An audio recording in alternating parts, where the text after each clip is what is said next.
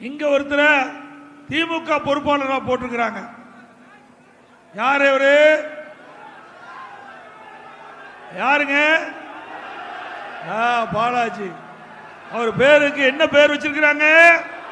10 ரூபா பாலாஜி. என்ன பேரு? அவருதான் இங்க பொறுப்பாளரா போட்டிருக்கிறாங்க. ஏன்னா திமுக கொஞ்சம் வழி விட்டுருங்க, ஆம்புலன்ஸ் அப்படியே கொஞ்சம் வழி விட்டுருங்கப்பா. இன்றைய தினம் ஊழல் செய்து ஊழலுக்காக சிறைக்கு போன்றவர் தான் இங்க தேர்தல் பொறுப்பாளர். கொஞ்சம் வழி விட்டுருங்கப்பா, கொஞ்சம் வழி விட்டுருங்க. போட்டோம், கொஞ்சம் வழியிடுங்க, ஆம்புலன்ஸுக்கு கொஞ்சம் வழியிடுங்க. சிந்திச்சு பாருங்க.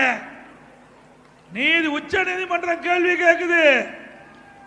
திமுக இருக்கின்ற அமைச்சராக இருக்கின்ற செந்தில் பாலாஜி உச்ச நீதிமன்றம் கேள்வி கேட்குது, நீ சிறைக்கு போகணுமா இல்ல அமைச்சரா நீடிக்க வேணுமான்னு.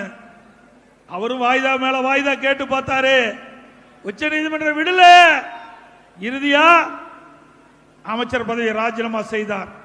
அப்படி ஊழல் செய்த ஒருவர் உங்களுக்கு மாவட்ட பொறுப்பாளராக போட்டிருக்கிறாங்க. சிந்திச்சு பாருங்க.